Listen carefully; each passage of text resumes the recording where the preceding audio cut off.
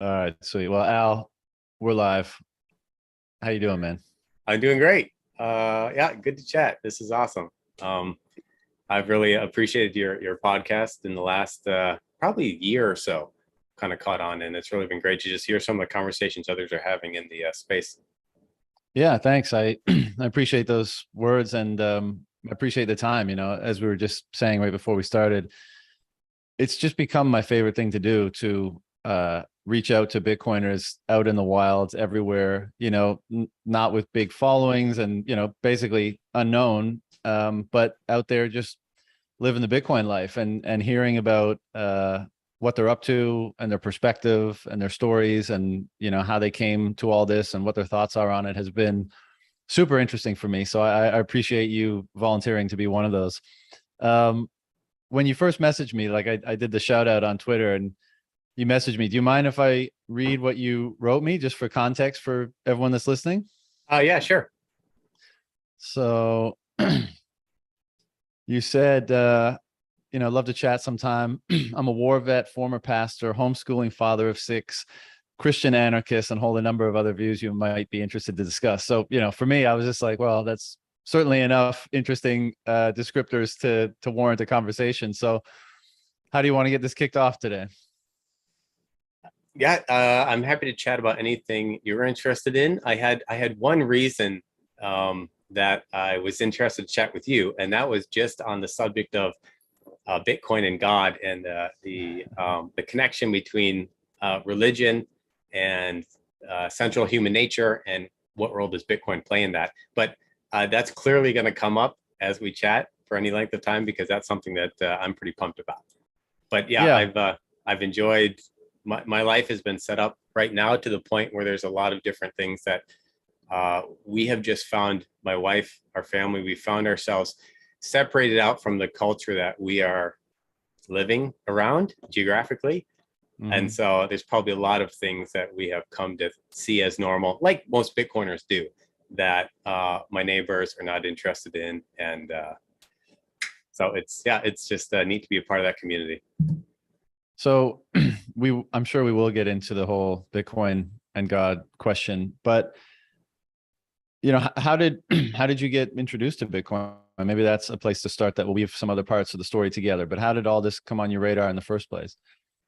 Yeah, I've always been interested in money, uh, but I think early on, I was big into internet gaming, and then I ended up hearing about Bitcoin early on at the same point where I was trying to get out of gaming, because I was just taking over my life. And so when I heard about it, I thought, oh, this is internet gaming money, so it's not going to help me; it's going to hurt me, because I need to get my life actually productive in some area. And so Hmm. so I just dismissed it. And then in 2017, a friend at church actually wanted me to check it out. And so I started looking into it, and I watched it go all the way up to $3,000. And I thought that is too It's over. expensive. Yeah. So I bought Ethereum instead. Anyways, trade back and forth on the dips. Right. Things were going well. Obviously, this is kind of the second half of 2017. I borrowed money from the bank to invest more. Things crashed in 2018. I kind of lost all the profits, but because I wanted to be safe, well, at the time I was living in Canada, um, and so we wanted to use the kind of the best exchange we could find, which was Quadriga Currency Exchange, QCX. Yeah. Of course, you know the story, right? The founder, looks like he Hmm. faked his death and stole everyone's money, so we lost everything there. So I stepped back to kind of pay off the bank loans and stuff like that, and just stayed out of Bitcoin until COVID hit. And there were a couple of days at the beginning where it looked like the world was going to end, and you had those videos from China where people are falling down in the streets. And Mm. so I spent some years in the military, and so because of that, I retain enough of the military mindset to access that when I need to. So I don't live out of that way of thinking, but in that moment, I was okay. What do we need to do to provide, to survive, take care of the kids? And so I started watching a bunch of prepper videos on YouTube, which led to gold and silver videos on YouTube, which led to Bitcoin. And then the penny started to drop, and all my experiences came back. And I started Mm. to research pretty extensively. And this time, though, I wasn't going to be stupid. I wasn't going to leave my money on exchange. but I did need to catch up because I'd already lost like 6 figures from back in 2018.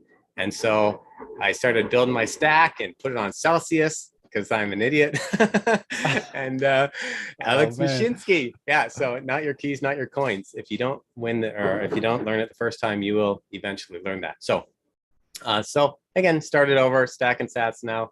I've lost a small fortune a few different times in my life. So you just kind of eat the loss and move on.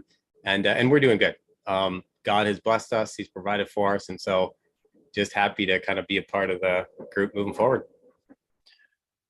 Well, that's quite a roller coaster story. You know, I think a lot of people got into the space financially driven and not ideologically in like 2017 in that run up. And everyone just, you know, had a Coinbase or a Quadriga account. And then when the bubble popped, they just kind of left it. And like a small cohort stuck around and kept learning and formed, determined what the ideology was and determined that was valuable and stayed with it. But yeah, you know, like my friend Gigi always says, this is the rectucation, you know, like people, unfortunately, you know, part of being educated is, or getting educated is being wrecked. I don't know many people that have gone through this entire journey without any of that, you know, like myself included in the early days. And it's not even that, like in 17, it's not that I didn't know or appreciate the Bitcoin only thesis. Like I always knew like Bitcoin is the one, and you know, you hold it forever, and that's the way you do it. But when all this, like with all the euphoria and all the stuff, like the hype that's going on, you just think you can be smart and you know, time the market and do well on some of this other garbage. And of course, for 99% of people, that's not the case, and you end up getting wrecked. And you learn, you know, not to trade and to hold your own keys and to, you know, to do all the things that you're supposed to actually extract the maximum amount of value from this asset, which is your complete sovereignty over it and all the, you know, the benefits and the freedoms that accrue to you as a result of that. But, you know, and it's a process.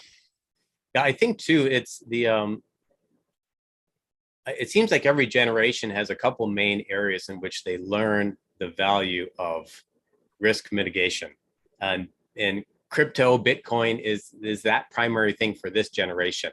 I had this interesting situation where I got into real estate right out of university, and then a year or two later, I got a friend of mine into real estate, and I was just kind of, you know, 100% all in, doing all these deals and stuff, and my friend was just slow and steady. And now my friend has like what is it, 6, 8, 10, no, 8 or 9 figures to their name, and I ended up losing half of my income because I was just doing these crazy deals that were I just hadn't learned yet the risk thing. And so I think I'm someone who learns hard, but I think Bitcoin and even all the shit coins, they provide a valuable service to humanity. This idea of just don't touch the stove, be careful in how you handle your money and how you live your life. Mm-hmm. Yeah, and it's so tough. You know, we were speaking about this yesterday we did a book club discussion on When Money Dies, you know, which was a book about the hyperinflation in Weimar Germany. And we were discussing the parallels that exist in society and in markets and in the world today. And one of them, of course, is as, you know, the unsustainable system unwinds, more and more people are placed in a more severe state of deprivation, right? Because it's, you know, the income gap is widening and people have less real income and life becomes more expensive. And as a result of that greater intensity of deprivation, it's natural to be even more motivated to seek a way out of it. And so many people seek a way out of it by gambling, whether in casinos or in, you know, quote unquote investing. And basically, you know, they get drawn into these, you know, get rich quick ideas and schemes because they want to get out of their situation as fast as possible. So it's so appealing to them.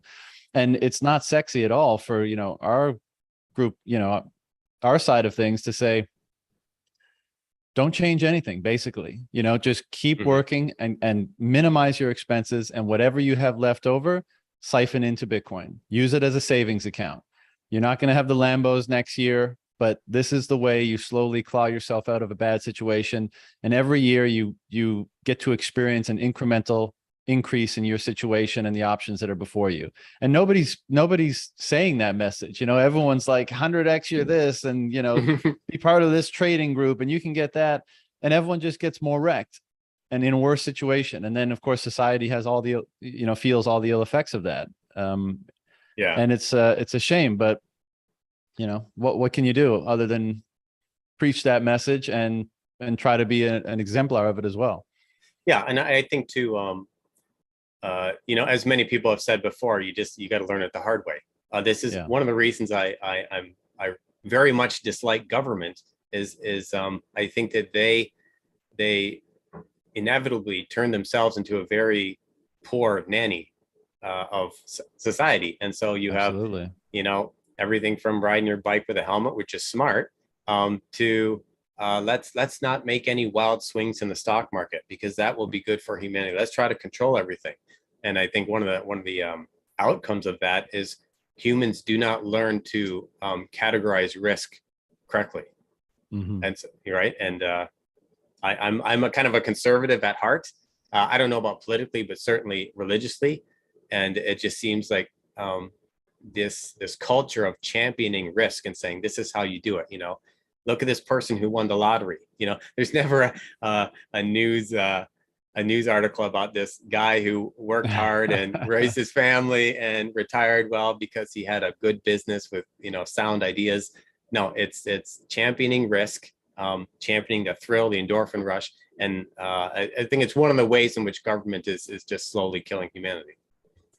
I couldn't agree more. I mean, government, ostensibly was supposed to be kind of the arbitrator on the monopoly of force to enforce property rights. And now it's become basically the solution to everything. Every time a problem arises in most societies today, there's an appeal to the government to step in and to spend or to resolve it in some capacity. And as you say, that you wind up in a place where government's a part of every aspect of your life, and solution, quote unquote, solutions are imposed upon you when you may not want them, and things are taken out of your control when you may want to be in control of them, when you may want to have responsibility for them. And when this happens en masse, of course, you get a culture of people that have abdicated so much of their responsibilities, and it should be expected that you would see a culture of debauchery and a culture of irresponsibility and a culture of immediate gratification and a culture of immaturity when so many of an individual's rights and responsibilities that they previously had and should have for the proper maturation and development of who they are has been delegated elsewhere. And so it should be expected that people kind of devolve and disintegrate in this kind of a way when that happens. And of course, then you have this massive power imbalance where all the power and all the money has gone to that apparatus, at the expense of the people that it's presuming to serve. So, this is why we Bitcoin, of course, at least from my perspective, this is, one of the big reasons why we do, to try to reestablish a more sensible and proper balance in that relationship between people and whatever form of governance is ultimately optimal. I don't know if it's none. I don't know if it's like a Bastiat sort of, small scale, again, arbitrating property rights thing. I think Bitcoin radically changes the landscape there because we've never had the ability to preserve and protect our own property in the way that Bitcoin now allows. So I think that means that, and of course, keep it out of the hands of government as well, and so starve them of their funding. So I think that means that, that apparatus is likely to shrink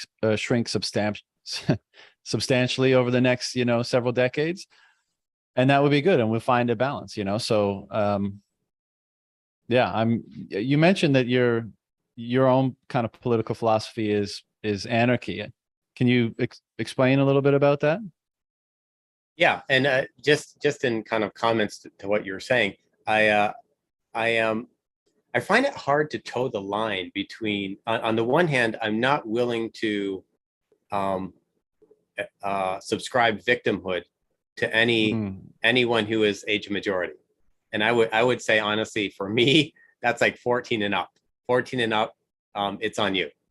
Certainly once, 18 and over. And so on the one hand, I don't want to say, here's a bunch of victims, look what the government has done.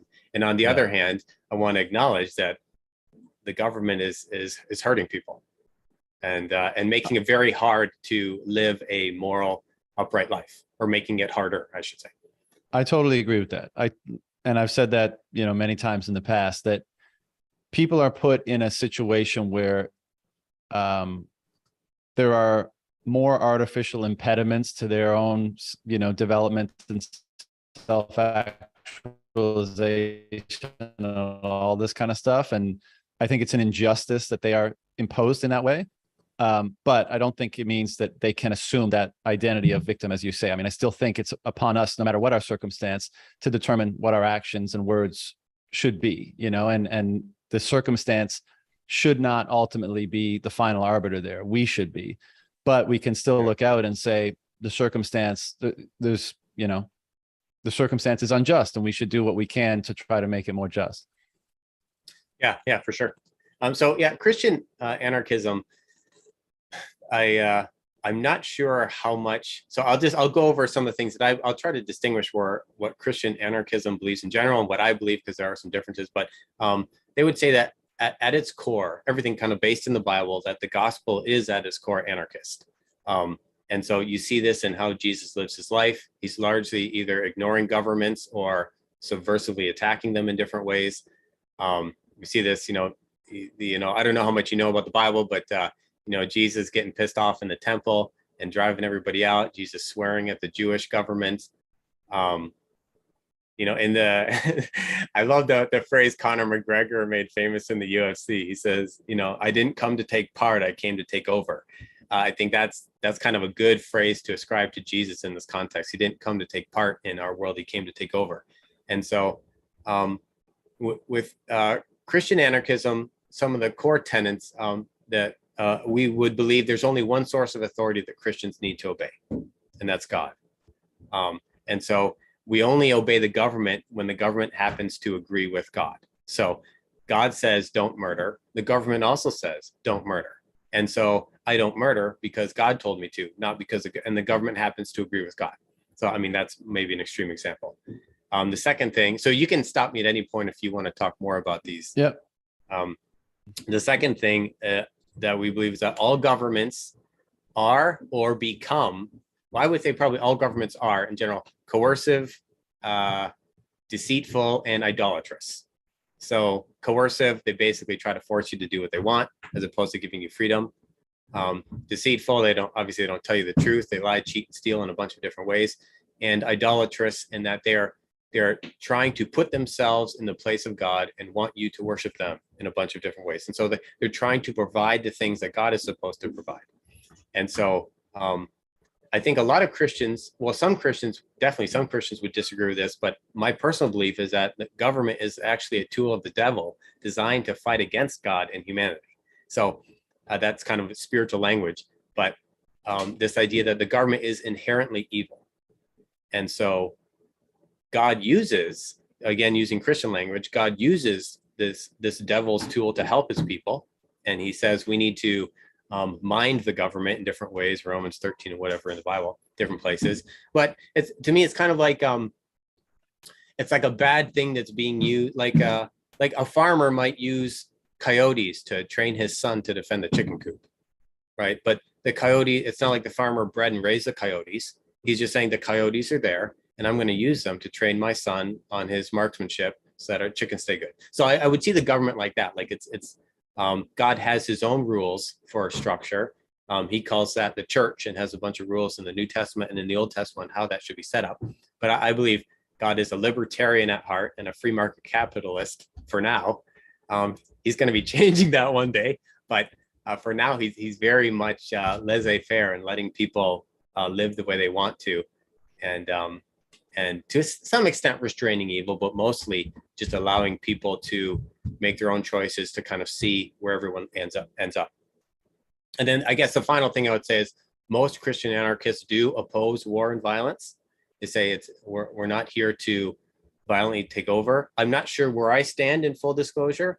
I only say that because, you know, if the police came and tried to take my child away, I'm not sure how I would act.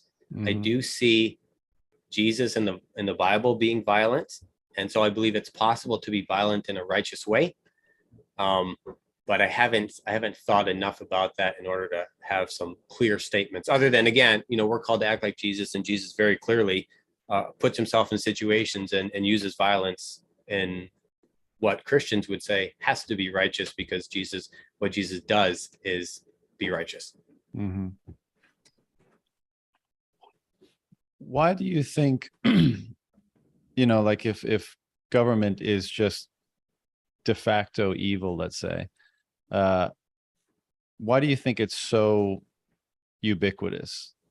You know, I put another way, why do you think it's been so competitively advantageous, let's say? Like if the Christian doctrine, or let's say if the Christian doctrine was sufficient to order, you know, humanity and to determine how we should act with one another and all that stuff, why has government so consistently popped up to kind of enforce a set of rules that either kind of cohere with that doctrine or depart from it entirely? Why do you think that's been the case? Two things come to mind when you say that. The first is that people by nature are worshipers. I would say the human nature is to worship something. So the human nature is to look up at the stars and say, I'm bigger than a bug, but there's things that are a lot bigger than me. And so this is why when people look at the mountains, or they are in nature, and in nature you have just the grandness of creation. So you see all these different things, and so there's a desire to worship. So that's one. And I think that translates into a desire to be kept safe as well. So those two would kind of be probably closely paired. And so there's a desire within humans to worship, and if they don't have something good to worship, they'll worship just about anything. So and obviously we see this a lot, you know, as soon as humans get scared in general, they're looking for safety more than they're looking for freedom. A huge subsection of humanity is doing that. The second thing I would say is, again, using Christian language, there's the whole category of things that we would call sin is generally, it feels advantageous in the short term. And so if you have to pick, do I do the right thing or do I do the expedient thing? The expedient thing is going to at least appear to give you short-term gain, and the right thing is going to give you the long-term gain. And so across Christianity, you have this idea of, hey, if I cheat on my spouse, then I get the short-term pleasure, and that's going to be fun and exciting, and it'll make me feel, you know, all these good things. And then, but in the long run, it's going to be bad for your relationship. It's going to be bad for your life. And so I think that extends into all of life. So the government does the expedient thing, right? I mean, look at the money problem, right? What are governments doing? They're doing the expedient thing. What is going to get me the short-term popularity, going to ease the short-term pain. In contrast, Christianity is all about long suffering, enduring, playing the long game, having the low time preference.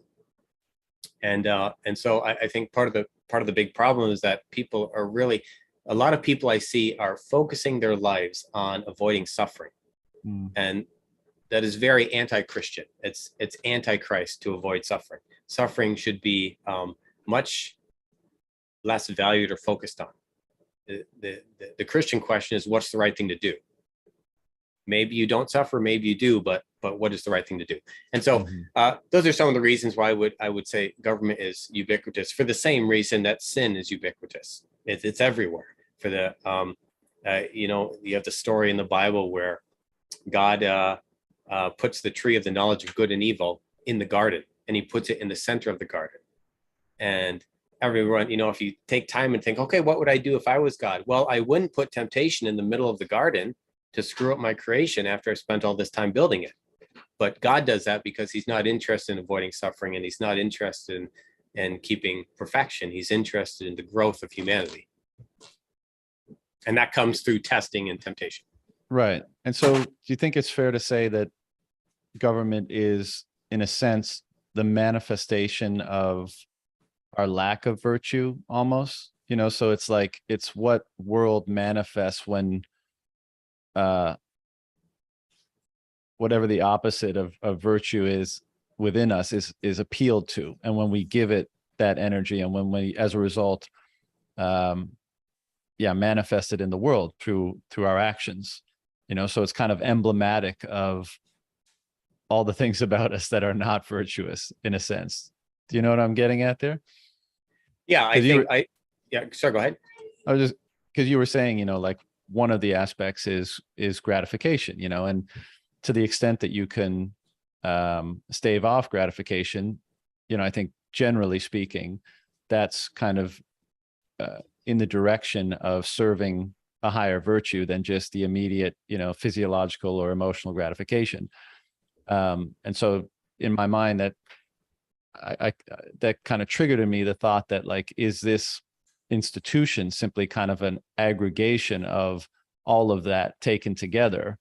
And that is why it may be, construed as, I don't know, evil or some kind of parasitical vestige.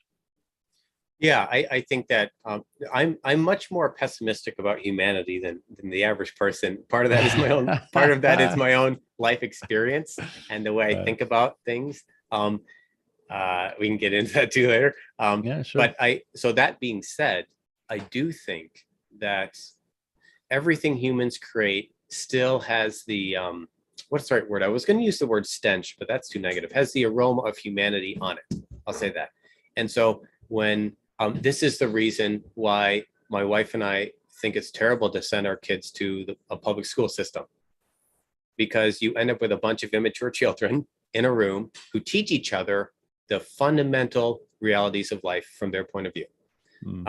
And so this is what we have in governments, is we have adult children getting together and teaching each other the fundamental realities of life as they see it.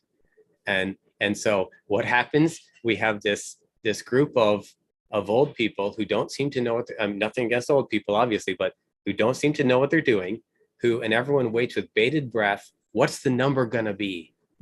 Is CPI going upward? All these clown world stuff. And it's all just, it comes out of this this age-old process. You see it in the Bible, you see it in history. Humans create something, they create it in their own image, they pretend that they know what they're doing, and then they end up hurting themselves in the process. Yeah. I think your point earlier about worship is also very apt. And a lot of people would be resistant to that, of course, because they see worship purely in the religious sense. And I think, as you said, whether you consider yourself secular or not, I think worship is a mode of behavior, not a exclusively, religious sort of act. And I think one of the functions perhaps of religion is to try to answer that question of what should you be worshiping in order to, facilitate, foster, and manifest the best life possible, for yourself and in harmony with the community that you're a part of. Because you will orient your behavior around some perspective, some set of principles, some value, some being even. And so that's unavoidable. That's just how consciousness functions, it seems. And so determining the best way to do that, the best thing to quote unquote worship, has obviously been one of the central questions throughout all of recorded human history. And, as I'm off to say these days, to dismiss that out of hand is very hubristic and arrogant. And I think also cut someone off from participating in the answer to that question, which can be so fruitful in their life. But another question I wanted to ask you about. Well, can I respond to that for a second? Yeah, sure. I'm because I agree with some of your thoughts about worship. And it's interesting to me that I've come to this understanding, and some people might call it convenient considering I'm a Christian, But it seems that even if Christianity isn't true, it's still the best truth claim on which to build society. Yeah, I think So, people would have way less resistance to that assertion for sure. and so yeah, so there's this idea that, so one of the basic things I think that makes Christianity work in a society, and makes it useful for building a society, whether it's true or not, is the fact that in Christianity you have this belief system where people are punished for doing evil, where they're rewarded for doing good, and both the punishments and the rewards, and this is the important part, both the punishments and the rewards are way better than anything you could get in this life on your own. And so it constantly pushes people towards doing good and not doing bad, because the carrot and the stick, you have the carrot in front of you that, hey, here's a good reason, you get rewarded for doing good, and you have the stick behind you to say, hey, don't do that or you're going to be punished. And I think that's to me, I think that's evidence that there's something in Christianity more than just kind of a 2,000-year-old goat herder religion that came up out of the desert. Yeah, well, I'll piggyback on that a little bit as well. Like I think that's an important point that critics don't consider enough, and that is, why does what works work?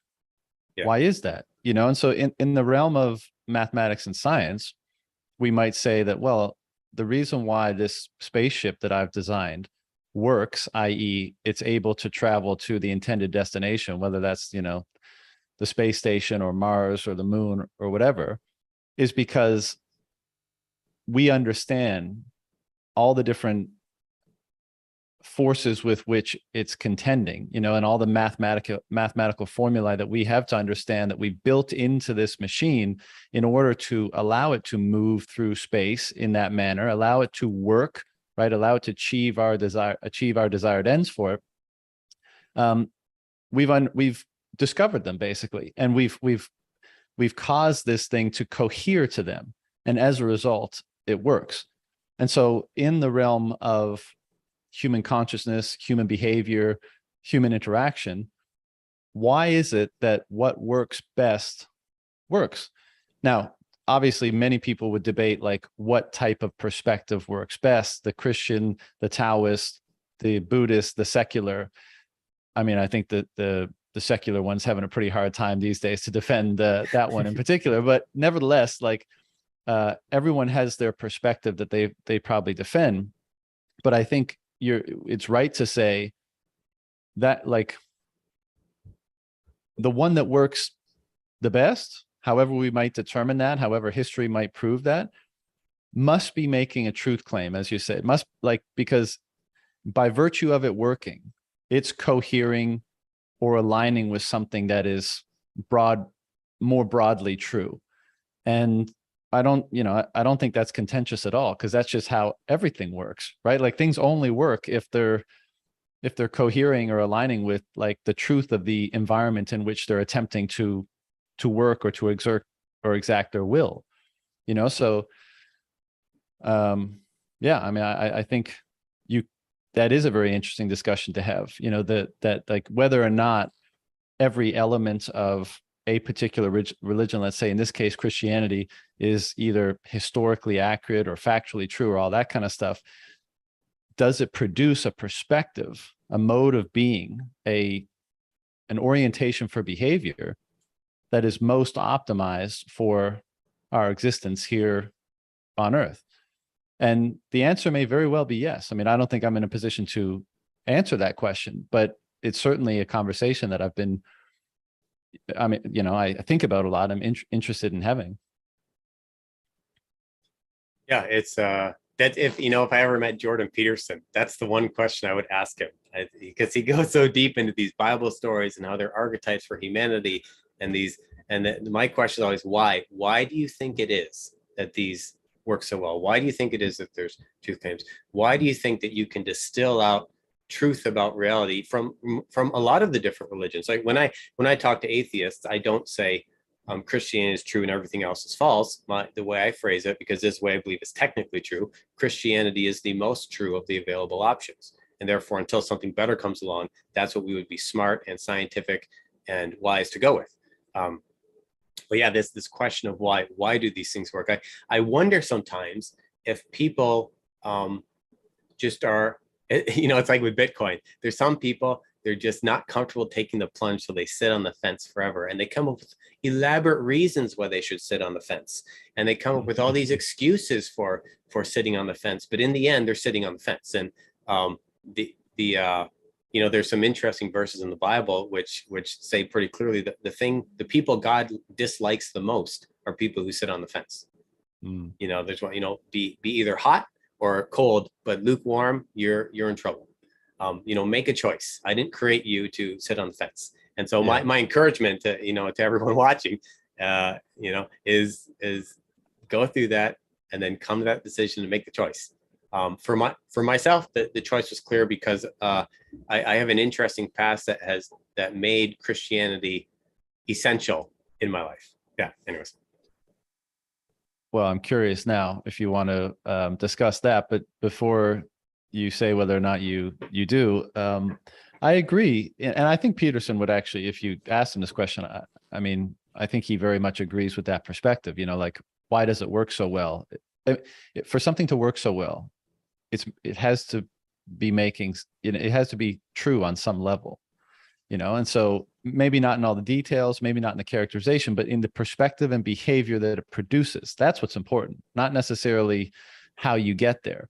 And if that works, if that produces the best outcomes, it's cohering with something that I think one must assert makes it true. Maybe not fully true, maybe not finally true, but again, like you said, like as true as we currently are able to discern.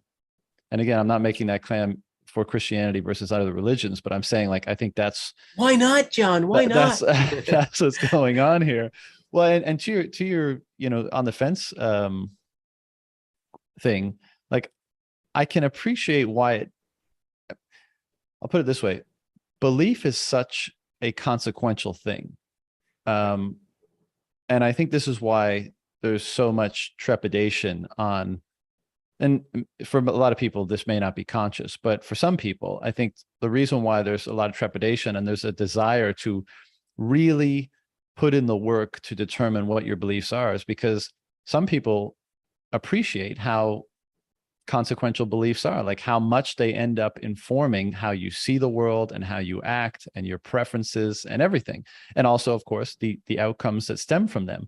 And so I think it's warranted to be very careful about one's beliefs and not just accept or assume them because of tradition, because of family status, because of culture, community, nation, all that kind of stuff, but to do it very consciously, because that's the way beliefs operate. They more so than anything else construct that framework and perspective that you meet the world with, and of course that determines your life.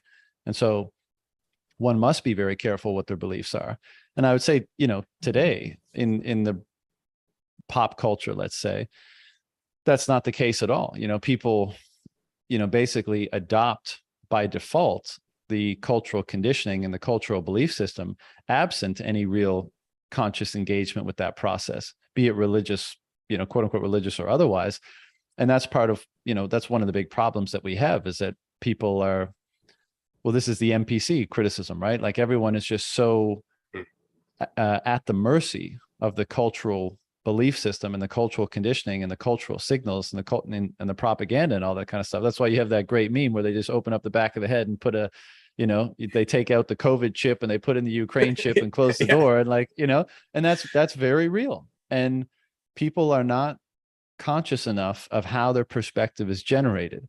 And I think that's a problem. And that's part of the reason why we see a lot of the things that we would probably be critical of in society today. But I also think this is why there's kind of this, at least from my vantage point, this resurgence in the intrigue of these questions and the interest in these questions, and so people are maybe fence sitting right now, but at least they're actively fence sitting. At least now they're like, where before they just accepted whatever their environment inculcated in them in terms of a perspective and belief system. And now, from my perspective, it seems like people are waking up to at least engage consciously in this process, patiently, actively, all that kind of stuff. But that's an amazing change, because, I think a lot of people are waking up and saying, I've been asleep in various ways for too long, and this has caused me to be strung along in ways that I don't necessarily agree with. And like, I want to take back control of my mind, and I want to take back control of my perspective, and I want to take back control of what I believe is right and wrong, and true or false, and all those things. And what I think that's going to end up producing, I think that's going to be part of this Bitcoin renaissance that we often talk about. And it may very well be the case that it pushes our knowledge, our collective knowledge forward of these issues that have been developed and talked about since the beginning of time, which is, these deeply meaningful, call them religious or philosophical ideas and notions. I mean, even within the Christian tradition, right? I mean, there's been a ton of extremely stimulating and fascinating development and refinement of these ideas over the past 2,000 years, and there's been some amazing thinkers in that tradition that I've, only just scratching the surface, but really enjoying. And I don't think a lot of people appreciate that either. And so my point in saying that is just that, like, it's not I don't think the story is finished, right? Like, even if the fundamentals are established, it doesn't mean we figured out the totality of how to interpret and align with, these supposed truths, so there's a lot of things to be discovered yet. Yeah, I agree with that. And it's quite possible I'm just being impatient when I see that the world turning. And like, I think one of the reasons is that in thinking about why does God seem to not like fence sitters, I think it stems from his dislike of self-deception. I think there are some truth claims that we can have that require nothing from us. So I believe the Detroit Pistons are going to win the championship next year, or, whatever. And that doesn't require anything of me. But making belief claims about God, these are I think from God's perspective, but certainly from my perspective, they're unavoidable. And so the idea of a fence sitter is to some extent just this illusion that we give ourselves. So I think the deepest held beliefs are always acted out. And so the question is not, Jordan Peterson has this wonderful speech somewhere on YouTube where he talks about, like, how dare you say you believe in God? Do you know what that entails to actually believe in God? And it's just a wonderful thing that I just found his language so eloquent, and understanding this issue between a value and an ideal, right? Most of us probably have heard this. An ideal is something you wish you had, but you don't actually value it enough to do it. Like I have the ideal that I will lose 50 pounds, or that I will, get a girlfriend, get married, settle, whatever, I have this ideal, but you don't actually value it enough to do it. The values are what you actually do. And so, I come up when I try to chat with people about Jesus often. And in talking with atheists, they quite frequently have this line, well, I'm not saying, I just need more evidence. I'm not saying God doesn't exist.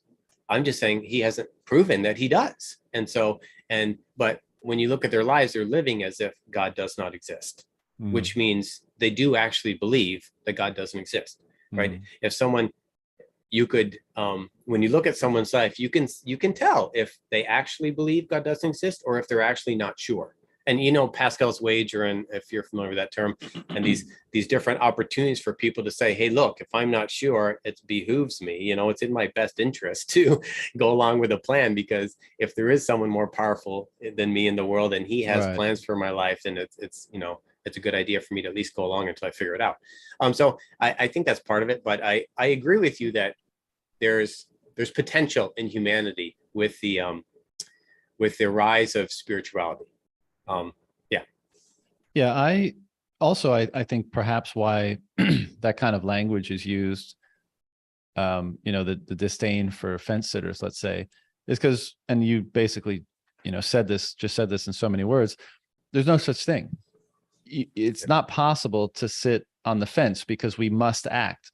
So if you're acting, you've either consciously or unconsciously made a determination of what's going to orient or motivate your action.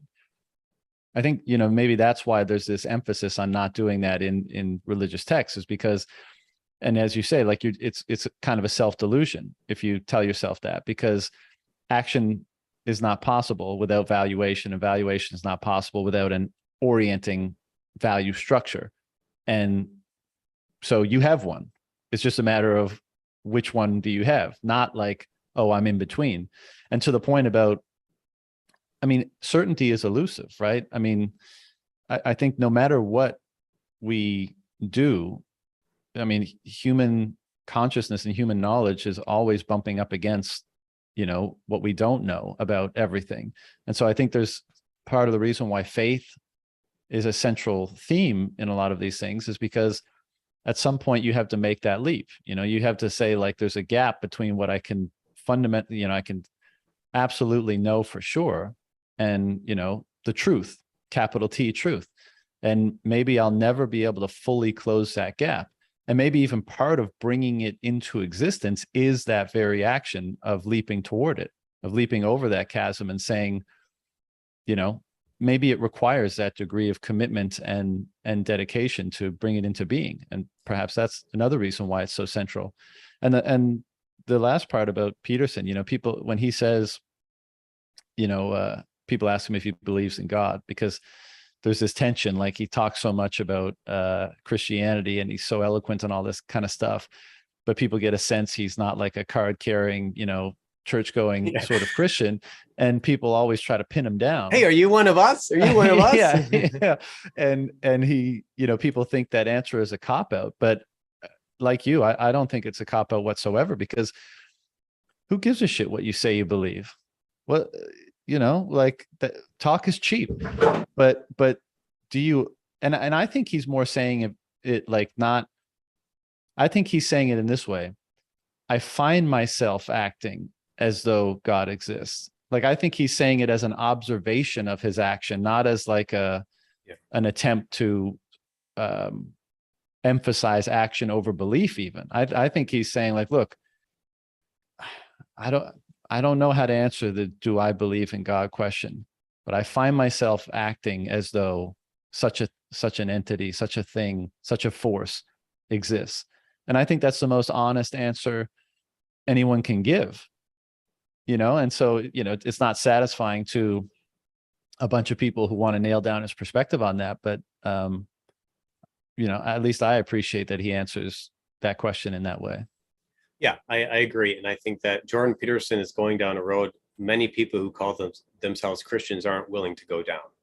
I spent a fair amount of my life in and out of churches, and the Bible, if you when you read through the New Testament, it seems pretty clear that there's a large if we assume Christianity is true and we assume that the Bible is the word of God, then there's a large percentage of people who go to church who do not end up in heaven. And so obviously, if people don't believe in God or they don't follow the Bible, then they don't care about that. But just for any Christians that are watching, this should make you pause and think, okay, what is Jordan Peterson talking about? And how can I have that same conversation in my life? Like, do I actually believe this stuff? And if I do, then that requires a certain way of life. If I can pick up on something you said, you mentioned certainty and it sounded like, if I'm hearing you correctly, it sounded like you were talking about this idea that humans are kind of doomed to not have certainty in their life, and the best we can do is kind of some idea of probability or do the best with what we have. I don't know if I heard that correctly. I would say that if atheism is true, then we cannot have certainty. That I agree with. If Christianity is true, then we can have certainty, actually. How so? Okay, so I'm glad you asked. There's, I don't know. Have you ever? I don't know if you've delved into Christianity, come across different types of apologetics. If you're interested in this line of thinking, it's called presuppositional apologetics. It's very philosophy focused.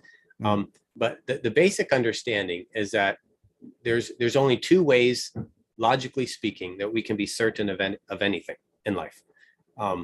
And so you must either know everything, okay? You have to know all the information that exists in order to be certain of any one thing, right? Because if you only knew 50% of the information, the other 50% may counteract or change the 50% you do know, right? So the law of gravity, the law, and then we move on to a better example would be, theory of relativity. Okay, now we know how the world works. Oh, theory of special relativity. Oh, quantum mechanics, all these different things that kind of change how we know things. So you have to, the one way to be certain of any one little thing is that you must know all information. The other way that you can be certain of anything is if you have revelation from someone who does know everything. And that's the claim of Christianity, that because we have revelation from God who knows everything, therefore we can be certain about at least a few things.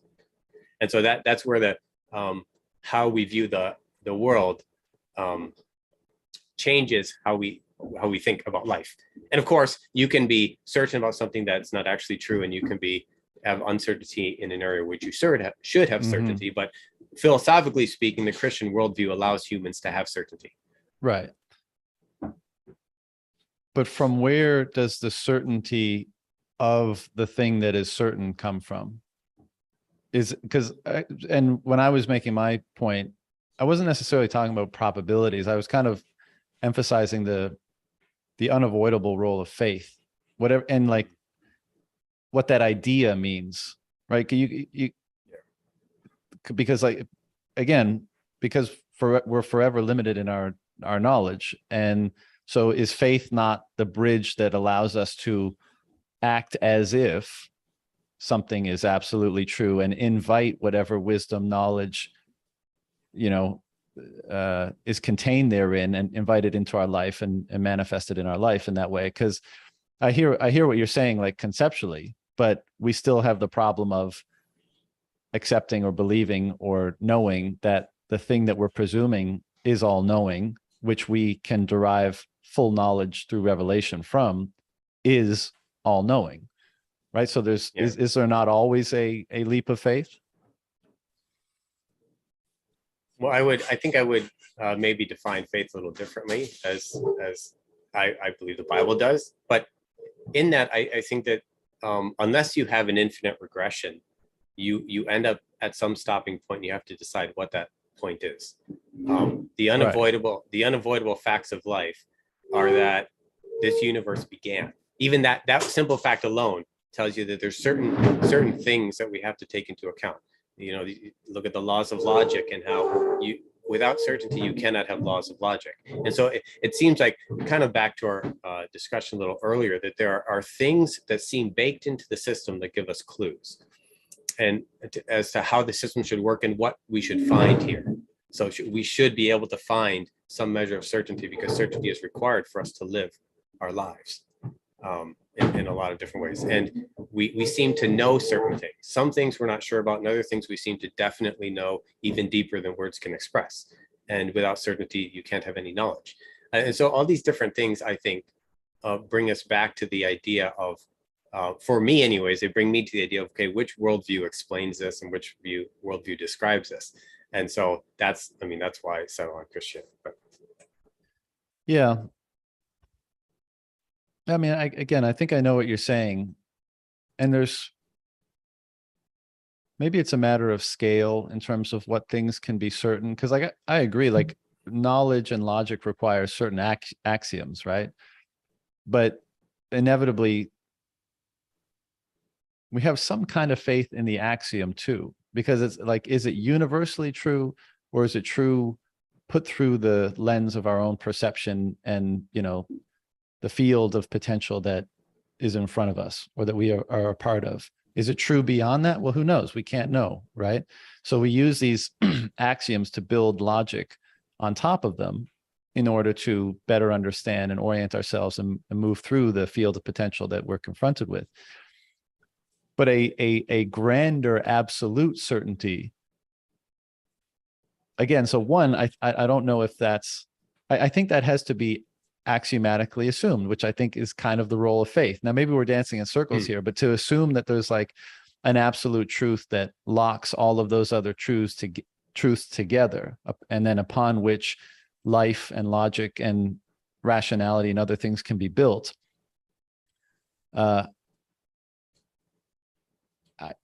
I feel like that still requires that notion that we call faith. And I also think that there's something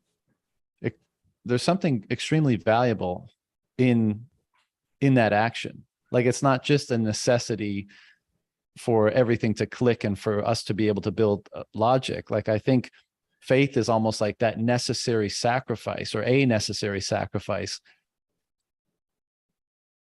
almost to, to have skin in the game, to make it real, to make it relevant, so that like that truth that you're aligning with, you're invested in some way. I don't know. Maybe, maybe we're going in circles. Yeah, it could be. I would agree with you. For me, faith is taking the evidence that you have and then extrapolating that out. So blind leap of faith. I just don't see that in the Bible. And maybe I'm missing the parts where that exists. I see much more. So, for example, faith about God, where God gives evidence and says, now, based off this evidence, I'm asking you to extrapolate that out. So I look at the chair. I see that the chair is sturdy. I see that John sits in the chair. I see that my wife sits in the chair. So now I have not yet sit in the chair, but I have faith that the chair will hold me. And then faith is that action of me stepping out and sitting in the chair. And so that's more how I would see faith. But I agree with you. Sometimes it's not always that helpful to chat about all these philosophical things unless you have 6 or 7 hours to go through and say, okay, where what's the base here? We talk about axioms, but if we can agree on that logic exists, you have, was it the law of identity, the law of non-contradiction, the law of the excluded middle? If we can say that those have to be present in this universe, then we can kind of build off that and say, okay, there are certain worldviews which, if true, render all of this absurd. And there's certain worldviews,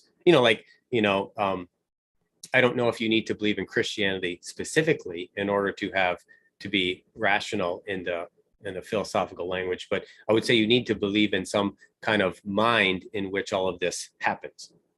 So that, the Bible would say that God's mind, this is, logic exists because that's how God's mind works. The laws of the Bible exist because that's God's character, right? Yeah. Murder isn't wrong because killing humans are wrong. Murder is wrong because God's not a murderer and we're made in his image, so we're not supposed to murder either. So that type of thing. But yeah, and I can see deducing all of that from like one source, God, or the all-encompassing mind, or the primary value, or whatever you want to call it. Maybe we're getting hung up not on the word of faith, but the word of certainty. Like what is certainty? What does certainty mean? Yeah, yeah. So you can pick where we go in this conversation, because we can talk forever about anything. I would say certainty is something that a person knows to be true, which is actually true.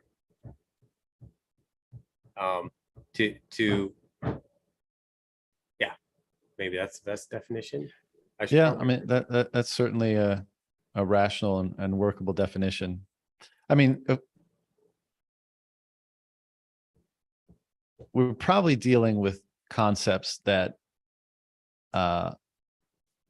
languages can only partially encompass. If we're dealing with the notion of the all-powerful creator of the universe, then it's quite possible that our language is insufficient to address it. So when we're dealing with notions like, because as you just said, like certainty is what you think to be true and is true. Well, then we're like, well, okay, but what does true mean? Right? And what are the different ways that we could pick that apart, and how do we determine what is true? Again, like we were saying before, like what works, right? So what we think to be true, and then what our actions prove out to be in line with, that thought, that broadly speaking is what works. That's a pragmatic truth, if you, again, want to use some, maybe more secular language. But does that speak to capital T true, or is that a more narrow definition of almost like a utilitarian or a pragmatic truth. So I've certainly, elements of my investigation and experiences into these realms of thinking, I've certainly encountered the limits of language before, and perhaps those are always going to be limits that we have in addressing this stuff. And I think from the Christian worldview, we would say that certainly language is insufficient to totally encompass God, but because God exists, language is sufficient to understand what we need to understand in order to grasp the concept of God. Yeah, so that's fair. So we say truth. Well, truth is whatever corresponds to reality, and reality has its source in the mind of God. And so you kind of come back to that. So the lower T truth, that which makes me successful, or kind of the cause and effect relationships I see in my life, all of that is always past tense. I think the only way to get to truth in a forward-looking tense is to basically depend on God, because everything, we're always, in order to look at the history, or in order to look at the future, we're always extrapolating from the past, right? So you have the old philosophical, you drive past a red barn, and then you drive past another red barn, you drive past 100 red barns. What color is the next barn going to be? You still don't know, right? You think, oh, there's a high probability that it's red, but there's no way to connect the past to the future unless you envelop this universe in some kind of cohesive whole, which we would call the mind of God. And so, I don't know how long we want to talk about this, but this idea of worldviews is that everybody uses these tools to live life, but there's only a few worldviews that can rationalize the tools they're using. So even atheists live in a world as if these laws of logic apply, and rationality is good to use, and certainty is possible. True knowledge is available. They live that way, but they often say, we're not living that way. Or no, I see what you're saying there, and I largely agree. I think, if anything, perhaps, and there's a lot of room for interpretation here, because people within both of those perspectives vary greatly, right? But it's almost like oftentimes the religious or Christian worldview is at least more honest with themselves, whereas the secular worldview perhaps doesn't recognize all the different ways in which they're invoking a belief system and kind of engaging in very similar processes, just oriented around something that they believe is different. But my observation is that they kind of fail to recognize the manners in which they're doing that, and how much they're actually similar to other people that have a different worldview, be it religious or otherwise. And that creates a kind of a blind spot, I guess. I think that one of the ideas that I've been thinking about lately is,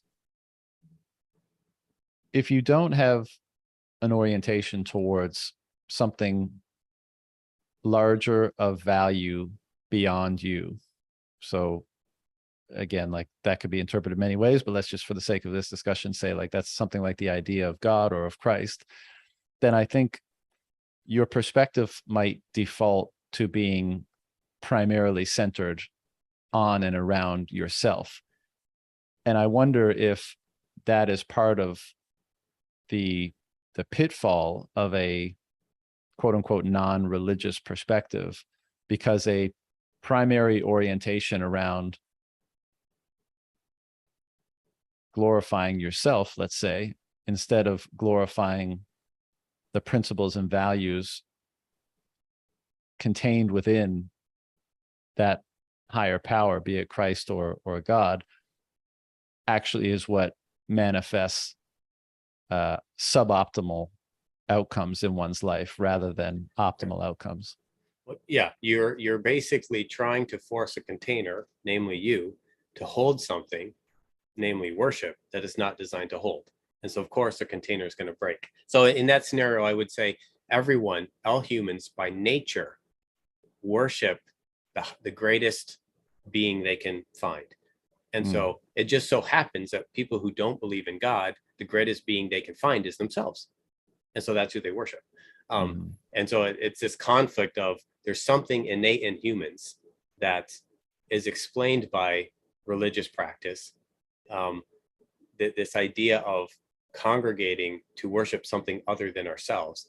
And it just so happens that when you worship something other than yourself, you live a better life than if you worship yourself. And it just so happens that if you worship something bigger than yourself that is good and represents a lot of the qualities that you see in some of the major religions like Islam, Judaism, Christianity, that you foster a productive society. And so you kind of go down this line. But it's amazing how much of humanity just seems to be people trying to avoid what is necessarily true. Yeah, it seems so evident, in that type of framing. And also, I think when you act in the latter manner, like when you worship something greater or grander, you subordinate your perspective and yourself to them. I think that is the actual process of bringing their qualities into you and through you, right? Whereas if you don't do that and it's your primary orientation is yourself, I don't think you have as much capacity to do that, It's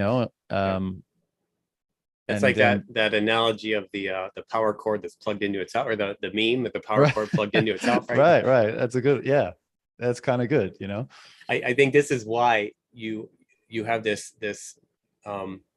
strange thing that happens in humanity, where when people follow a leader, they become more like that leader. And so, I mean, you see this, when Trump is in office, everybody in America seemed to get just a little more hostile with their words or whatever, or Trump, so I think you can see, maybe this is not as evident in certain situations, but I think there's a dynamic where when people follow a leader, they become more like him for that specific reason, that there's, to whatever extent you're worshiping something, you become like that something. And of course, this is a central idea to Christianity. Or C.S. Lewis talks about how, I think it's one of his short essays. He says something to much better than I can say now, but he says basically every person that you meet will one day either be an angel so angelic you'd be tempted to fall down and worship him, or a demon so hideous you couldn't bear to look. That whatever we are bringing into our life, that's what we end up becoming. And so from a Christian perspective, if you're bringing more God into your life, you become more godlike. If you're rejecting him and bringing more, sin or devil or evil into your life, then you're becoming more like that. And, even in, common social circles, what do you say? You become the average of the 5 closest friends you have, or something like that. So I think there's definitely this interplay that people recognize on different levels. Definitely. It's almost as if like one should ask the question, like, what is the belief, or sorry, what is the source that if you believed in it or subordinated yourself to it or oriented yourself around it, would fulfill, would feed, would sustain you the most? What is that? And should we not That's Jesus, baby. The self-sacrificing God. Right. And should we not ascribe to that a profound truth because of what it produces in that way? And as a result, is it not important to find and orient and revere that source? Because absent it, well, by definition, you're not inviting those things into your life, and you're not manifesting them through you. So I think this could even be, a secular thought exercise. Like, what is the source that's feeding and sustaining you and manifesting good in your life? What is it? Yeah. It's an interesting question to ask. And the next question, I think, is what would you want the source to be? If you could if you could create a world in which you were not God, but you were human in that world, what type of God would you want to exist? Mm. And start to look at that and say, and I think the longer you think about it, the longer you come to less of a Santa Claus God and more of a just, righteous, loving, but also judgmental God, where you start to see the balances, right? When you have kids, you start to see this. You're like, oh, it'd be nice to just give my kids candy all the time, but Right. it creates terrible children. We were talking earlier about you see some things and it seems like this is the way it's supposed to go, and so you just do it. Almost on faith. Children was like that for me. I had no need for children in my life. I grew up in a family that had lots of kids, and so that was normal for me. But as being a Christian, I looked in the Bible and said, okay, the joke is the first command God ever gave humans was to have sex, right? In Genesis 1, he says, go forth and multiply, make babies for me. And so there's this idea that one of the central things that humans are called to do as Christians is to raise or have children and raise them in the right way. And so off faith, I said, you know what? I don't get this. I don't think I'm good dad material. But it seems like I trust God, so let's just start this. And what happened is the more children we had, the better of a dad I became. And it's after you take that leap that you realize, wow, from my perspective, God was waiting for me to take the leap so that he could validate me in this. Yeah. And I've got to think that parenthood perhaps enhanced your relationship with God because you're almost able to understand that force better. Because as you just said, I mean, I think it's a really good analogy. Like, is it best to just give your kids whatever they want? Well, no, that's definitely not the best. Is it the best to restrict them for everything they want to do? No, that's not the best. Like, what is the proper balance to attempt to cultivate a quote unquote optimized human being in this world? And, the answer is probably something like a fundamental base love of a fundamental baseline of love, right? Of unconditional love. And then upon that, a number of different parameters to try to, mold or form or allow them to flourish in the most optimal way. And, perhaps that is a very similar approach that the creator of us has taken. Yeah, it can be helpful from a Christian perspective. It's helpful to look at what are the ways in which God describes himself. And so one of the most common is he's our Heavenly Father.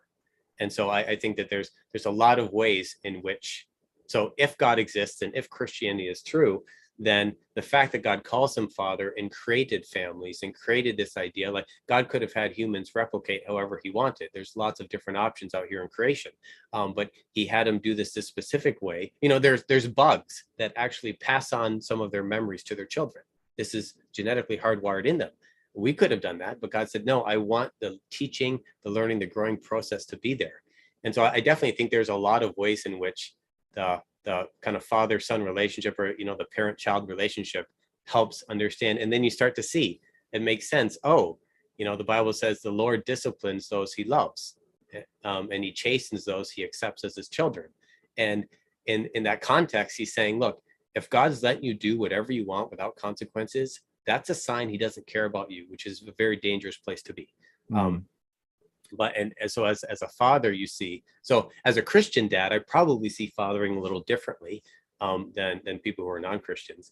But there's this component of unconditional love, loved for who you are, not for what you do. And there's also a component of it's important to learn that there's authority in life, and it's your job as a child to listen to your authority and to only listen to rightful authority. And so this is where a lot of people get confused and it can sound icky. Like I'm as a father, I'm the rightful authority for my children, and and obviously my wife as well. And so it's right for them to listen to me. It's not right for them to listen to the teacher at school, because the teacher, and I've told my kids this, the teacher is not the rightful authority of you. I am. And so if you have to choose, you pick what I say and I'll cover for you. That type of stuff. And so from a worldly perspective, I'd say, God is the rightful authority and he tells us how to live. Government is not. And so it kind of ties into all these things. But yeah, there's definitely there's all these different things that interplay in parenting, and you can think about it all you want. I did think about it for a while before we have kids, but once you get it, you're like, oh, it's one thing to figure out what's right, which is hard to do. It's quite another to actually do that, because they're bugging the shit out of me, or they're doing all these different things, and it's like, man, don't hit your kids, don't hit your kids, don't hit your kids, so it's well, you got 6, right? I think you mentioned. Yeah. So you're putting the full load on yourself. Well, it's kind of a go big or go home. That's how I do in all of life. I want to come back to 2 things, or one thing you mentioned, and something that we started off with, but just to maybe put a little bit of a pin on this one, because we're talking about like how one comes to understand all of this, how one comes to understand the mind and the will of God, and orient their life around it, or subordinate to it, or what have you. And so within the tradition, you can be someone who's kind of like forced to go to church with your family. And then as you grow up, you're like, yeah, I get it. And it's a pragmatic and a useful perspective and structure to have. So I'm going to use it, sure, I get it. And then there are those who dedicate their life to understanding it on a deeper level, perhaps. And so what do you think is the functional difference? Like, so it would seem to me that it's obvious there's levels to this. There's an intellectual space here, and you can be, kind of at the very basic rudimentary side of the range, or you could, be as deep in the weeds as possible. And so as a practicing Christian, what would you say is the consequence, I guess, of one or the other, in terms of what you're able to access through this system of belief and understanding? In answering, I'll probably oversimplify things, so you can forgive me for that right off the bat. I think that the person who lives Christianity, like, doesn't buy in, but says in the God, Jesus, the kind of historical details maybe, but says these are useful tools, and so maybe they send their kids to Sunday school because they want their kids to grow up in a religion or whatever. I think they're doomed is maybe the wrong word, but I'm going to use it anyways. They're doomed to have a life of internal conflict and external success. So people who act this way can do very well in life, but the conflict internal, and I can explain that more a little later, the conflict inside will be significant. On the flip side, the people who say, look, I'm all in. I don't know about all the fine details, but I'm all in on God. In my case, I had some spiritual experiences that give me beyond a shadow of a doubt. I know this is real. It's just a matter of time. It's like with Bitcoin, right? Look, I know Bitcoin is the best money out there, and so I don't care what the price is. I know it's a matter of time people are going to come around to it. It's kind of that for me with Christianity. And so when you go deep and you try to live it, and you're trying to hear God's voice, you're trying to be full of integrity, and you're failing all the time, obviously, but you're trying these things. There's internal peace and external conflict. So I'm in conflict with the people at my church who just look, I don't have enough money in my life. I don't have enough fame or power, but I've got enough God. So just chill out on the heavy spiritual. They've got enough, those people, that's a constant conflict because it makes them uncomfortable. The world, right? There are obviously Christian beliefs, which the world very much hates now. The idea that, every human is in the image of God and is valuable, and we shouldn't be killing babies and abortion or whatever, pick your topic. And so you have external strife, but you have internal peace. Now, my blessing is that I have a wife who's even more spiritual than me. And so we have our little cohort. And like with Bitcoin, when you find other Bitcoiners who are in it, you're like, okay, who cares about all those crazies out there? At least we know what's going on and we have each other. So that's really a blessing. When I was in the military, I was kind of the only one. And so I learned to be a loner like that. But so you may be alone, you may have that companionship, but the internal peace. And so if you have to choose, the other thing too, is I think that if you live it outwardly, but not full on inwardly, I think your kids see that and you inoculate them against Christianity. So that would be my warning for anyone who's doing that. Is like, if you think it's a possibility it could be true, you're basically screwing your children by just living it on the surface, because they see that and they think, okay, that's what Christianity is. And then they realize, well, that doesn't make sense, because if it is true, you should be doing these other things. And if it's not true, why are you wasting my time with it? So there's dangers there. That's how I would differentiate. My question was more on the difference between the possibilities in the ladder that you described. So not the one who just accepts it halfway or pragmatically or whatever, but the difference between, I guess what the question I'm asking is, like, does the intellectual approach to this system, like, I'm by no means an expert in, Christianity or any of this stuff, but I've been reading a bunch lately. And one of the readers that I've been reading is St. John of the Cross. And, someone who's spent a lot of time thinking about God and the mind of God and all this kind of stuff. Is there a distinction between someone like that, who's just dedicated their life to trying to understand the mind of God or the essence of God more, and someone who just, by whatever means, I'm not exactly sure, but by whatever means, just believes they see the truth and accepts it internally and lives by it, let's say in accord with Jesus Christ or the teachings of the Bible, and just live that out? I mean, this is kind of back to the question we were talking about with Peterson, but like, what does one enhance anything if they bring, that full intellectual devotion to this system of belief, or is it sufficient, or is there a difference between that and simply saying, I believe fully in the truth of this doctrine or system, and I'm going to live it out to the best of my ability, and I don't need to consistently poke it intellectually to try to better understand the mind of God or something like that. Do you know what I'm saying? Yeah. The Bible suggests that the people who simply accept end up better in the long run. There is almost an, I think Christians may crucify me for saying this, but there's almost an anti-intellectual bent to Christianity, so that Jesus seems to avoid the people who are trying to figure it all out and just appeal to the people who are in desperate need, who are looking for a savior.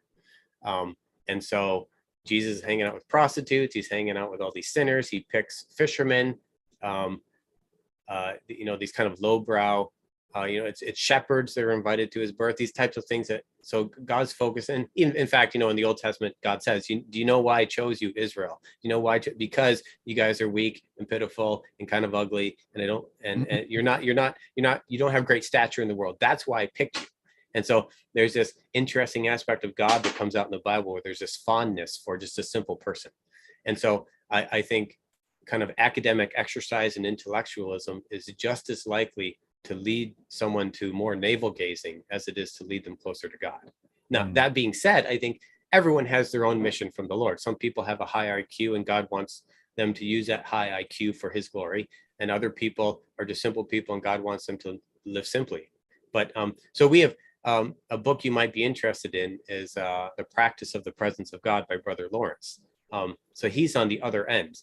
He understood very little. He ended up being a monk, a dishwasher, in a monastery in the 1400s. And this book was written because someone took a bunch of letters and published them in a book against Brother Lawrence's will. So he didn't want anyone to know. He said everyone has to find their own path. But he would literally sit and wash dishes in a monastery, and people would come from miles around just to sit with him because they could experience God where he was at. he had a very simple way of life, but I would say that influenced at least as many people as some of the more academic writers like Augustine and I think it's Augustine or Aquinas who famously, near the end of his life said everything I've written is straw. After he had some kind of revelation from the Lord, he's like, this doesn't mean anything. So I definitely think there's both a danger. Like, I came from a more intellectual field of Christianity. I was going through school to do some things that the church would consider pretty nice, like pretty amazing or whatever.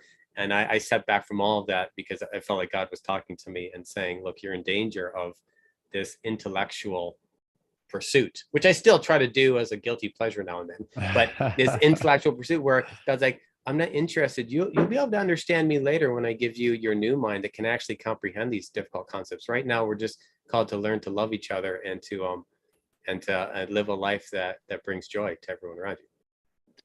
It kind of reminds me of that bell curve meme, that's been popularized the last few years. Okay. Where have you seen it? It's like, a standard deviation graph, Yeah. and it's like on the left side, it's like, just believe in Jesus and everything will be good. And the person, is kind of basic looking, let's say. Okay, and then yeah. at the top, it's like your modern Uber, like secularist, let's say. It's like, no, you can't believe in that. Like the universe, this and all of. And then like on the far right side of it, it's, a different look, like a more refined looking image of the first person, but saying the exact same thing, so it's basically kind of a commentary of like the journey of going from a seemingly basic belief and going through, going deep into complexity and thinking that is that is providential in some way, and then coming back to the extremely basic belief because of how well it works, as we've been discussing.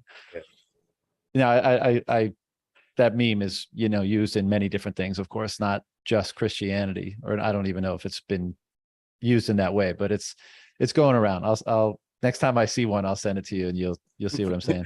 Yeah, sure. One of the other thing one of the things I wanted to ask you back when we were talking about, the necessity of government or why it seems such a persistent phenomenon, was what does the Bible or Christianity have to say about property? Because again, like, I think the primary or initial or fundamental reason why governance structures emerged was to protect property and arbitrate property right disputes, let's say. And so, of course, I think we both agree it's gotten way out of whack, as we said.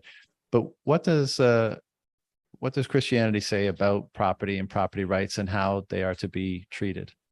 Yeah. So what I'll say right offhand, that I think a lot of Christians will have a lot of different views, but everyone can listen to mine and see if it makes sense. So I think the best place to go is to the Old Testament here, although the New Testament obviously informs it.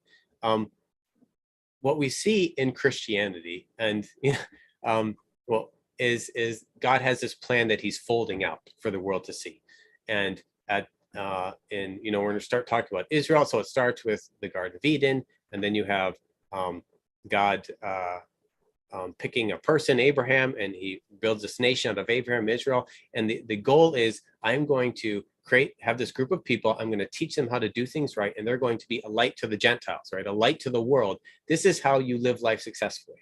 Okay, I'm God. I'm the guy who created all this. Here's my manual for how to live a successful life.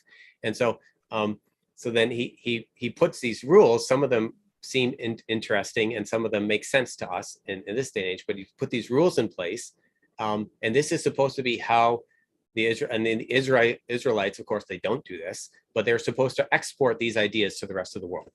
And so, in terms of property, he has this interesting way of doing things. And this is one of my concerns with Bitcoin, although Bitcoin is the last best hope for mankind. I do have some concerns about it. But he has this interesting idea where each family gets their own plot of land, and that land is this family's land forever. And so there's this, and so you have the year of Jubilee every 50 years, every 49 years, the land reverts back to the original owner. So if you sell it or make mistakes or whatever, you go into debt, you get it all back. But there's very much this idea that each family should get their own land, and then they can do with it what they want. And so there's a sense in which there's kind of an equity here where we're all going to kind of start out on the same footing, but then there's quite a freedom there with what are you going to do with it. And so I think that there's stories of conflict where this property is supposed to own to one person, another person tries to steal it, and God's really upset about that. And so there's definitely a sense in which there's property rights, but there's also this idea of there's some kind of mercy, grace, forgiveness, whatever you want to call it, when people make mistakes that allows them to start over or to go back to the land, so to speak. So it's pretty complex, but that'd be some of my initial ideas on it. All right, a follow-on question involving Bitcoin now. To what extent, I mean, so Bitcoin seems to give people a type of property right, an unprecedentedly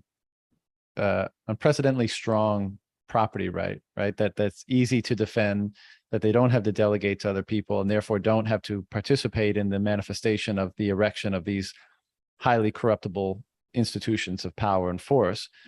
And I think in the message you sent me too, that, you know, as a result of that, and I'm sure other attributes, you see Bitcoin as kind of God's money, as a manner in which perhaps some of God's properties or principles are more able to enter the world. And perhaps it's the time of discussion to get your take on that. Yeah. So, well, I think just in general with Bitcoin, I have the way I look at life is, you see, everything in life is a mixture of truth and error. And so when you look at, fiat money as an example, it's mostly error. It's teaching you wrong things. It's showing you wrong principles. It's encouraging ungodly behavior, to continue with the Christian imagery. Bitcoin, in contrast, is, the fixed monetary policy, the decentralization, all these different attributes seem to comport more to the Christian idea of the mind of God. And so, in the Bible, it talks about honest weights and measures, this idea that deceit, hiddenness, these things are very anti-God. And so I think there's a lot of ways in which, because Bitcoin is a more righteous tool than fiat money, therefore it's when people use it, you naturally kind of inherit some of this, and you see it as a human. So Christians would say every human is made in God's image, and God has put eternity in all of our hearts. So there's a sense in which we deep down, we kind of know what is true, and we're just trying to get that up to the surface so we can act on it. And so when we interact with Bitcoin, because it's more righteous, as it were, more true, it brings all these things up brings things to the surface, and that's what causes people to act differently, and it causes people to have hope, and what causes people to realize, it's like you're a child and you're in an abusive relationship, like with your parents, and you don't ever realize it until one day you go to your friend's house and their parents treat you differently. And for the first time you realize, well, hold on a second, that's not how my parents treat me, and I like my kids' parents better. And so it's an awakening, I think. And so, maybe that's some initial thoughts on that. I would say people, from my point of view, people go too far. And so they start to ascribe more qualities to Bitcoin than it deserves. But certainly it's a tool that I would call it God's money, because I think if God were on earth creating a money, this is kind of what he would do. And so so I would say there's a difference between the ideals that Bitcoin shows to people and what Bitcoin actually is. So, unbreakable money is an ideal, and Bitcoin is the most unbreakable. Or fixed supply is ideal, and Bitcoin is the most fixed supply. But some of my concerns in there just move along the lines of this idea that in the Christian God, there's this idea, some kind of idea of debt forgiveness. Well, maybe that's a loaded term, grace for mistakes and stuff like that. And I don't see that in Bitcoin, which gives me a little bit of pause. But look, beggars can't be choosers. The other options are terrible. So let's just, what they say, let's fix the money with Bitcoin, and from there I think we'll see clearer. Then you can, your window's clearer, so you can see out into the world and fix the other problems. Yeah, I agree with that. And because the question always arises, well, who manages the grace then? And then you have, the authority reintroduced, and that can be corrupted. But, it is interesting along what we've been saying, we've been talking about this notion or this belief, which elicits certain behaviors, and the degree to which those behaviors seem beneficial, then you assign to that notion or belief a truthfulness. And it's interesting that the way you just articulated, because you're saying, like, we have the eternal love of God, let's say, in each one of us, and it's simply a matter of bringing it to the surface and allowing it to be expressed, acting as though we knew and believed we were constituted in that way. And here is this thing, this digital phenomenon that, for whatever reason, by whatever process, seems to be aiding in or helping us to bring those things to the surface. It seems to be eliciting a certain type of behavior that's in line with that fundamental core essence. And, that is a very interesting thing, to say the least. Well, and, is it not? Yes. And so Christians don't jump on me. I would also say there's also the devil inside each of us. And sure. And just as Bitcoin works for positive, you could say fiat works for negative in the same ways, right? Which we've talked about.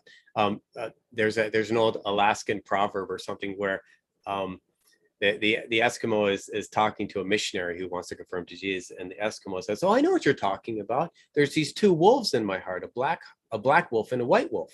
And the white wolf does good, and the black wolf does evil. And they're fighting all day. They're fighting always."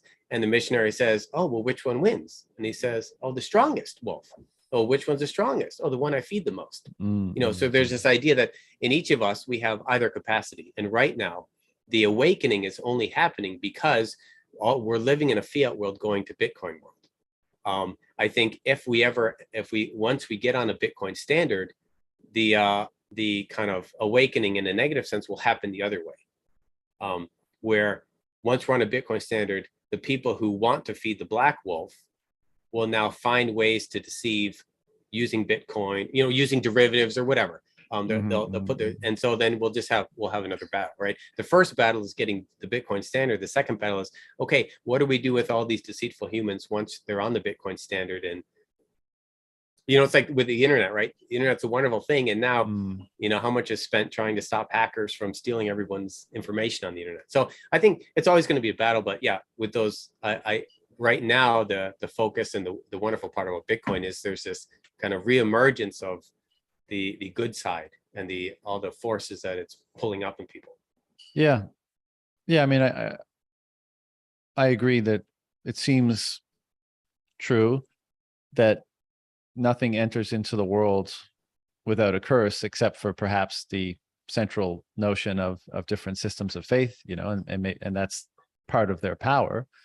But I agree, if a tool can be so useful for quote unquote good, presumably it has a tremendous power and consequence, to be used in the opposite way almost, like how does something have so much power if it's not at least partially capable of being used in an opposite way? And I think you're probably right. I don't think Bitcoin is a panacea. I don't think it is, going to foster a utopia. I just think it's such a powerful force for good, in that it, I think you said it really well, in that it brings to the surface the good. It allows us to more easily bring to the surface the good that's within us. And in a sense, I think we touched on this when we just started this, but you don't want to assign, or you don't want to allow people off the hook, basically, by saying like, oh, I'm just bad, or I'm not acting in accord with what I think is right because circumstances are just the incentives are all messed up and they're incentivizing me to act in a different way. Like Hitler told me to do it. Right. You don't want to let yourself or other people off the hook for that. You want to say, hey, like what's right is right, and you should follow that. But in practice, that doesn't seem to be the case universally or even in the majority. And so that something has come to right the incentives and kind of align them with some of the character or qualities that we find in that most fundamental good about ourselves, and is now propagating them. I see that as a tremendous force for good, because now it's less of an uphill battle for those aspects of good to be brought to the surface, and that's great. And then we'll see what problems arise as a result of that as well, and hopefully we'll be in better positions as individuals to confront and deal with them, and whatever that means for how we construct our families and our communities and our societies. I think it'll mean that we do so differently, because we will want to address those things and mitigate them to the extent possible. So yeah, there will always be temptation, I guess, and there will always be ruin, and there will always be chaos just waiting around the corner. But I think this is going to be a very powerful tool for, maybe this is the best way to put it. That kind of eternal battle will always be playing out, but maybe now we're going to be able to play it out on a higher level. We won't be mired in the mud as much as we are, and maybe this will facilitate our own individual and collective refinement and actualization. And then we'll find out like more about what's good about ourselves, and maybe even more about what's bad about ourselves, and we'll contend with that circumstance when it comes. I don't know. Hopefully. I mean, I think that's probably what they said when they split the atom for the first time too. So it's interesting that one of the biggest hurdles I have in talking with other Christians is that Christians are new to Bitcoin, but they're not new to the Bible. And so when you go to like the book of Revelation 13 is a good place to read. You read about this terrible situation that's coming on the world, and it looks a lot like Bitcoin. Now, if you are aware of the crypto industry, you'd say, no, that looks like a CBDC or some kind of shitcoin, and maybe Bitcoin's the only thing that's going to save us from this kind of one world government who takes over the money and forces you to exchange, have your code in order to buy and sell, and all these kind of prophecies that happen in the Bible. Right. But then then you kind of overcome this hurdle when talking with Christians, because they're thinking, oh, I've heard of that. It's in the Bible and it's not a good thing. And so then you say, well, no, here, let's talk more about it. But so I completely agree that there's a potential either way, but right now it's definitely looking good. And so it's promising. It's awesome. In fact, John, I could use a favor here. If you could just talk to your buddies and drop the price like another 10 grand, then I can load up and then I'll be good to go. So yeah, well, I'll just make a few phone calls. It shouldn't be a problem. Perfect. Talk to the manager. Well, I'm sure we could go on for hours, but I'm sure we both have stuff we need to get to. So was there anything, at least on this, conversation, that you wanted to get to before we shut it down? I suspect we'll do this again in the future, but for now. Yeah, no, I'm good. There are a couple other interesting conversations to have, but I appreciate chatting with you. Well, we'll save them for the next one. Let this one stew a bit, and we'll do it again sometime and hit on whatever we didn't get to today. Sounds good, John. Awesome, man. Look, I appreciate the time and you engaging in this conversation.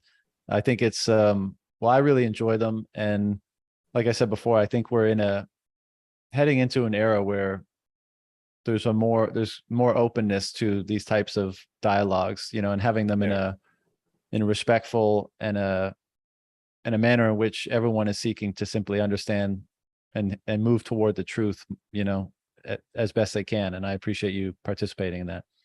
Yeah, for sure. And if I said anything, and if there's anyone listening that's interested in connecting, it's on Twitter, it's random guy or something. I don't even know what my handle is, but random crypto guy is your handle. Yeah, random guy crypto or something like that. Yeah. So if you have maybe questions, or if I said something that you think is anti-Christian, then let me know. All right, brother. Take care. Yeah, God bless you. We'll see you.